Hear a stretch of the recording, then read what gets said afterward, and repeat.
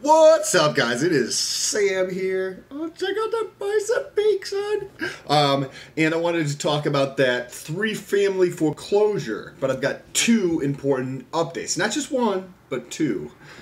So before I get into that video, I wanted to give you a little bit of context about the situation. I know a gentleman who is in his mid-80s who has a note on a property. He is acting as the bank on this property. And he sold the property to this lady who decided to stop paying him a number of years ago. And he's in his mid-80s and doesn't have the financial resources to be able to foreclose on this lady, because it probably costs somewhere between $6,000 to $10,000, and he doesn't have that. And if it goes above that, it could be more. So he's just been SOL for a while now, and excuse me, the lady who stopped paying him also stopped paying her taxes, stopped paying her utility bill as well. And I found out through looking through the Registry of Deeds website. By the way, if you are curious about a property and what liens are on it, you can call the Registry of Deeds, and they probably have a website if you're in the U.S. Hopefully, at least. I mean, it is 2019, but you never know. And you can go look up the different liens on the property. It's not like super intuitive, so you'll probably have questions to like understand that, like what it is, but it's pretty simple at the same time. It's just not super intuitive, like what the things mean that you see, and so you have to ask a lot of questions or do a lot of digging to figure it out. Anyways, there's another lien on the property from the neighboring city who had a redevelopment grant or thing. Basically, when somebody purchases a property and they qualify for whatever reason, right? In this case, I think it was a low-income redevelopment type of grant, and she received about $25,000 for that allowed her to like do work on the property, and that is 0 interest, but you do have to pay it back when you sell the property. So that has to basically, when the title changes from one individual to another individual, how that lien is set up is that it will trigger a default, or it triggers like it needs to be paid for basically when the title transfers. So there's 4 liens on this property, right? And that leads me to, what are those 2 things that I'm going to talk about, right? What are the 2 things, the updates that I want to share with you? The first is the structure of the deal, and the second is the wrote it down here, the lien position on this, right? There's 4 liens. So let's talk about the liens first, and then let's talk about the structure. So the liens, because I think the structure of it has probably more impact and is more probable of an outcome. If both of them came through, oh my god, that would be crazy, but we'll see. Okay, so one of the things, when something basically goes through, say, like a house goes through getting sold or foreclosed on in this manner, right? That's similar to bankruptcy, right? The liens against the property get paid off in a specific order, right? So you have the first lien holder, and then second, and so on and so on. And that's kind of where the buckets of money fall in. For just simplicity here, we're going to have like a gallon, right? That represents the value of the asset, the gallon of liquid, right? We'll call it water in this case, right? And we have one of these, right? And this is 3/4 of a gallon. This represents lien number 1 on the property, right? And let me reach over here. This represents lien number 2 on the property, and this is 1/2 gallon, right? So this is 3/4 of a gallon, and this is 1/2 gallon. And then this over here represents a utility or a contractor lien, right? So if the property's only worth $100,000, right? That gallon, so that gallon fills up this, and then there's 0.25 of the gallon left, and that doesn't fill this up all the way. So this person has to take a haircut, and this person's just SOL, the utility company. And that's how it tends to work in bankruptcy. Now, when somebody owes back taxes, generally, from my very elementary understanding of somebody who has more experience with this, please correct me down below. Actually, I'm super curious if I understand it incorrectly. But taxes will probably be able to move into the first position in front of the other liens on the property. So, with that being said, if, and I'm not sure how this was structured, that's why I'm got to talk to my lawyer on Tuesday to give you guys another update. If potentially we have a tax lien for $90,000, and then we have my mortgage that I have control over that I'm going to get more into in a few minutes, and I'm going to talk about all the numbers here too. And you have my lien, which is 103, and then after my lien, there's two additional liens, one from the neighboring city for $25,000 and one from a utility company for $3,500. So during a foreclosure process, if I were to indicate that the property was only worth, whatever my lien is worth and whatever the taxes are worth, in a completely legal way, right? Of course. I'm not advocating anybody do anything that is illegal. I'm not advocating anybody do what I fucking do, period. But in a completely legal way, and I'm going to talk more about the structure from a legality standpoint in point number one. But there's a possibility where the $90,000 from taxes and my lien might be the only things I have to take responsibility for, and not the utility lien and not the due on sale, because it's through a foreclosure process. There may be something crazy in there which says that the lien from the other city is not able to get washed away through the foreclosure process and sticks with the property. It's potential. I don't think that is the higher probability case. I do think that some portion of that $25,000 or that $3,500, the $3,500 might be 100%, but the $25,000, I'm not sure how that will take place. But altogether, there's the potential for another $28,500 discount on this property, and that could affect part number one, which I'm about to get into. And when I go through part number one and all these numbers, I'm going to assume that the lien position is last, meaning that I will have to take care of lien holder 1, taxes, lien holder 2, the neighboring city for $25,000, lien holder 3, the utility company.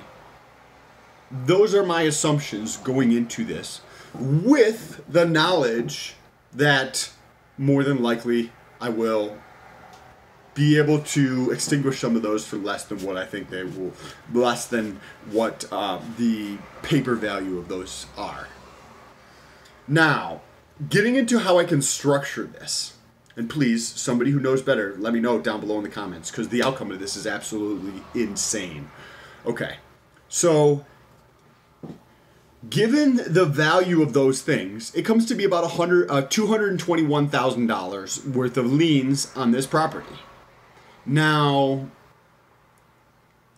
as far as I know, and please let me know if this is misunderstanding down below in the comments, or point me to the correct resource that does have this answer. But as far as I know, when you go to refinance a property, it's difficult to take out more than 80% of the value of the property. It's difficult to go higher than an LTV of 80, which means that on a $100,000 property, it's owned, that's outright. It's more challenging to get financing, and I could be 100% wrong, other than getting 80% of that $100,000. So you still have to leave 20% on the table from the bank standpoint. and I could be completely wrong, but if I feel, and I should definitely do more research, and I hope that somebody has an answer and they can correct me down below, because it would actually make things more simple. However, we'll assume that I'm not able to do that, right? And that I have to, I would foreclose on this property, and the total amount that I'd have to pay out to satisfy all these loans, all these liens on this property, would be $221,000.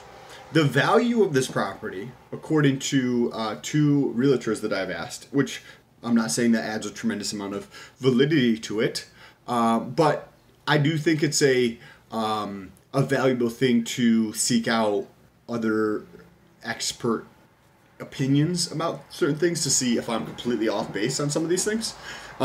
So if you take their numbers, $230,000 to $270,000, and you took the middle of there, right, around 250 or something like that, the numbers play out even better. But we're going to be conservative in this case, and we're going to say 230, right? So there's, after all the liens, there's not much in the property. However, I can actually get control of the $103,000 note for 30 cents on the dollar, or about $30,000. So basically exactly $30,000. And given that I have control of this $103,000 for $30,000, and that I'm assuming I can only get 80% of the value if I already own the property through the foreclosure process. If I were to buy it from as like an individual, right, just buying it from another party, I could go up to 97% leverage, put down 3% and put 97% down as a loan. Now, those are the assumptions behind this. And if I were to potentially foreclose on this lady using another entity, maybe an LLC or something like that that I have control over, or some other entity, which I will talk to my lawyer about on Monday, or on Tuesday, I might be able to foreclose on the lady through this other entity and then purchase the property from this entity so that I'm able to get it for, I'm able to get the better financing. And so then what happens, right, if that's the case, you have to look at 2 different things. On the one hand, you have the seller, and I'm that party. On the other hand, you have the buyer, and I'm also that party, right? So you have the entity, right, that I have control of this property with all these liens on it that I have to pay for. So I will purchase this as an individual or under another entity. I will purchase from this, right? And given that the property does need work, I do believe that it will appraise easily for over 200. But just being conservative here, we'll just call it 200, right? So what I could do is say that I will purchase the property for $200,000. Now all the loans will be paid off, but you might say, hey, what about the $21,000? You said it was $221,000 of liens. I can just say that I will accept a lower amount to extinguish the $103,000, which would wipe away all of that, right? And what would happen is I would be receiving $80,000 for something that I paid $30,000 for, right? I bought the note for 30. I sold it for 80, right? But I sold it to myself, so I don't trigger any tax events. There's no tax events. Because basically I'm just shifting it around, right? So there's actually no tax events.